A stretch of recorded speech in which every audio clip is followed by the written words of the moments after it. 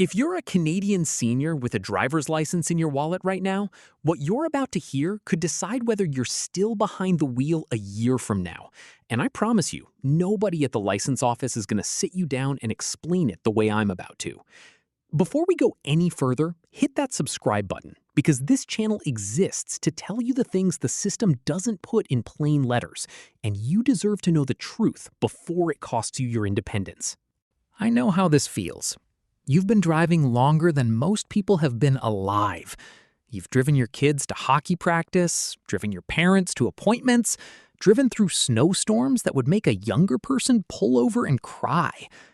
And now, somewhere around your 70th or 80th birthday, you start noticing something different. A letter shows up that feels a little more official than the last one. Someone at the pharmacy asks if you're still driving okay. Your own doctor starts asking questions that feel more like a checklist than a conversation. You're not imagining it. Something has shifted. And if you feel a little uneasy about it, that uneasiness is not weakness. It's instinct. And your instinct is picking up on something real. Here's what nobody wants to say out loud. Across this country, the rules around senior driving are tightening, province by province, quietly, in ways that catch good, safe, capable drivers completely off guard. Not because you did anything wrong, not because you had a crash or a close call, just because you had a birthday. And by the end of this video, I'm going to walk you through 5 specific rules that are hitting Canadian seniors right now in 2026. Rules about how often you'll be tested, who can report you without you even knowing, and one rule in particular, the 4th one, that almost every senior over 70 tells me they had absolutely no idea existed until it happened to them. So stay with me, because this is the kind of information that can either protect your independence for years to come or blindside you, the way it's blindsided so many people just like you. Let's start with the feeling underneath all of this, because I think it matters more than any rule. For most of you watching, driving isn't just about getting from one place to another. It's dignity. It's the ability to go see your grandkids without asking someone for a ride. It's grocery shopping on your own schedule, not someone else's. It's the freedom to just get in the car and go, the way you've done for 50 or 60 years. So when a system starts putting up new hurdles, vision tests, cognitive screenings, more frequent renewals, it doesn't just feel like paperwork. It feels like someone quietly deciding your life is about to get smaller. And you're right to take that seriously. You're right to want to understand exactly what's coming, so you can stay 2 steps ahead of it instead of being surprised by it. Now, here's something most people don't realize, and it's worth pausing on. Driving rules in Canada aren't set by the federal government. There is no single national law that applies the same way from Victoria to St. John's. Every province runs its own system. Ontario has its own rules, British Columbia has its own, Alberta, Quebec, all of them slightly different. Which means if you've moved provinces in retirement, or if you spend winters in one place and summers in another, the rules that applied to you last year might not be the rules that apply to you now. That alone catches thousands of seniors off guard every single year. But don't worry, I'm going to walk you through the patterns that are showing up across the country right now. So wherever you live, you'll know exactly what to watch for. Let's talk about the first rule, and this is the one most people have at least heard whispers about, the age-based renewal requirement. In Ontario, once you turn 80, you don't just renew your license every few years anymore the way you used to. You're now required to renew every 2 years, and each time, that renewal isn't a rubber stamp. It typically includes an educational component about how aging affects driving, an in-person vision screening, and in many cases, a cognitive check as well. Other provinces have their own versions of this, often triggered earlier, sometimes as early as 75, requiring vision tests or medical questionnaires on a recurring basis. The exact age and the exact test can shift depending on where you live, but the direction is the same everywhere. The older you get, the more frequently the system wants to check in on you. And here's the part that surprises people.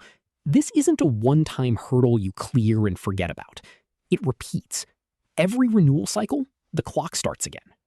The second rule is about how those tests are actually structured, and this is where a lot of good drivers get nervous for no reason. The vision test is usually straightforward. Read some letters, confirm your peripheral vision is where it should be, nothing most people can't pass with their glasses on. But some provinces are now layering in cognitive screening as well. Questions and small tasks designed to check memory, reaction time, and decision-making. Not to trick you, but to catch the kind of gradual decline that even the person experiencing it often doesn't notice in themselves. I want to be honest with you about something important here. These tests are not designed to fail you. They're designed to catch the small number of drivers whose abilities have quietly slipped, sometimes because of a health condition they didn't even know they had. If you're sharp, if you're careful, if you're the kind of driver who still checks your mirrors out of habit, you have very little to fear from these tests.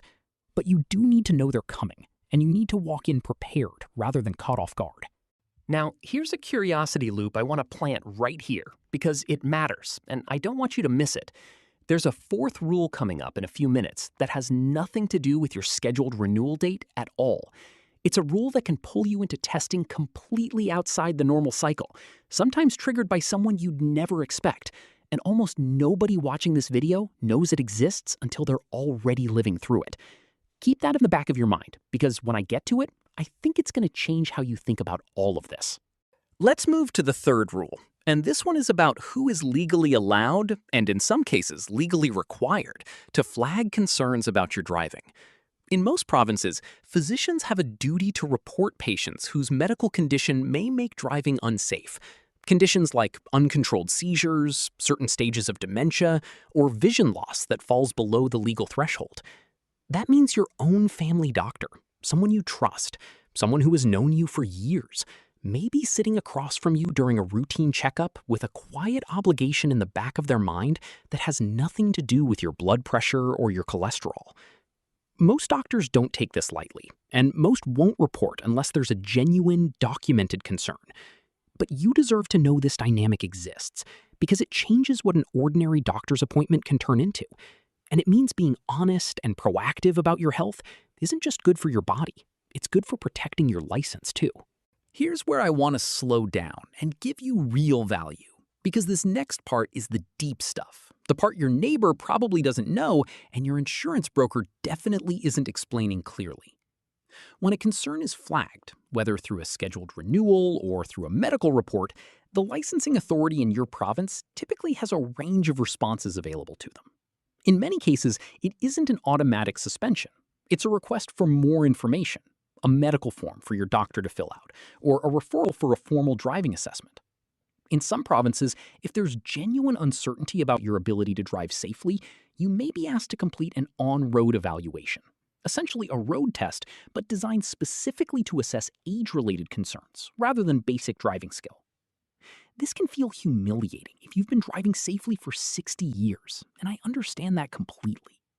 But here's the important part. These assessments exist to protect your license, not just to take it away. A well-documented medical file, a doctor who knows your history, and a calm, honest approach to these evaluations dramatically increase the chances that you keep driving, even if a concern was raised. The seniors who lose their licenses unnecessarily are almost always the ones who panicked, avoided the process, or let paperwork pile up instead of dealing with it directly. Now let's get to that fourth rule I promised you, the one that catches almost everyone off guard. Most people assume the only way they'll ever be retested is when their renewal date rolls around. Like clockwork, predictable, something you can plan for. But that is not the whole picture. In many provinces, a driving review can be triggered outside the normal cycle by things you might never expect. A minor collision, even one that wasn't your fault. A concerned family member submitting a report. A pharmacist noticing confusion about medication.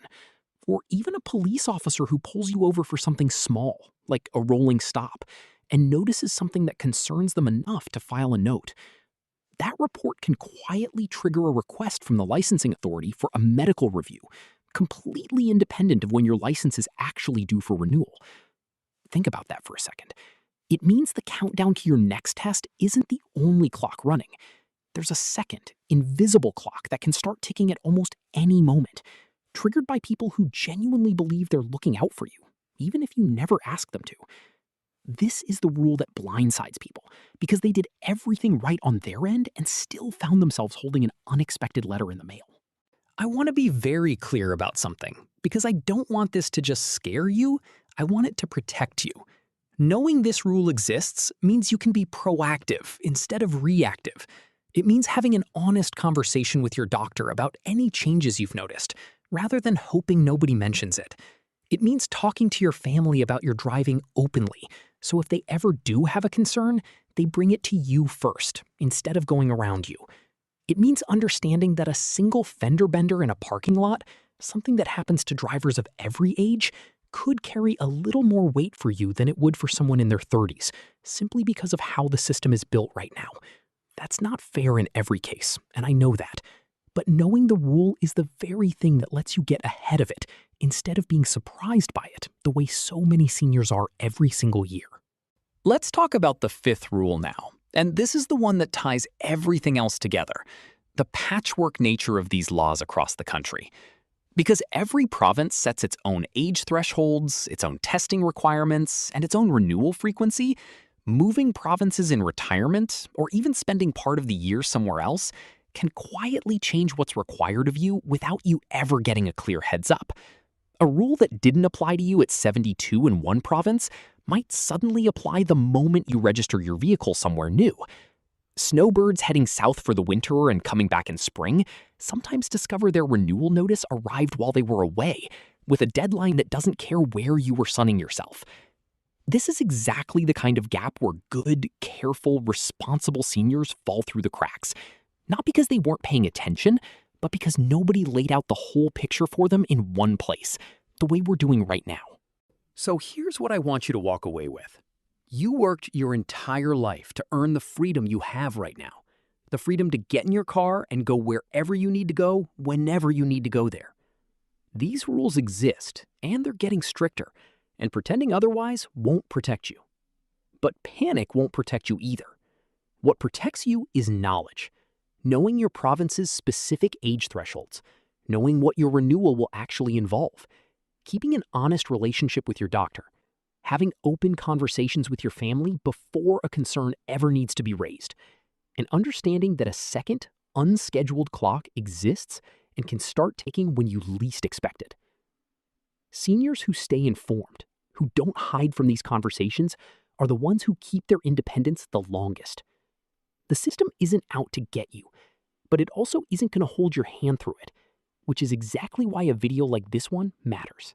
If this helped you see the whole picture a little more clearly, I need you to do two things for me. First, subscribe to this channel, because this is exactly the kind of information Service Canada, your provincial licensing office, and even most financial advisors are not sitting down and explaining to you in plain language. And your independence is worth protecting with real, honest answers, not vague pamphlets. Second, share this video with your spouse, your sibling, your neighbor down the street, anyone in your life over 70 who still has their keys in their hand every morning. You might be the reason they avoid an unexpected letter in the mail, or the reason they finally have that honest conversation with their doctor before it becomes a problem, instead of after. You've earned the right to keep driving safely and confidently for as long as you're able. Let's make sure you have every piece of information you need to do exactly that.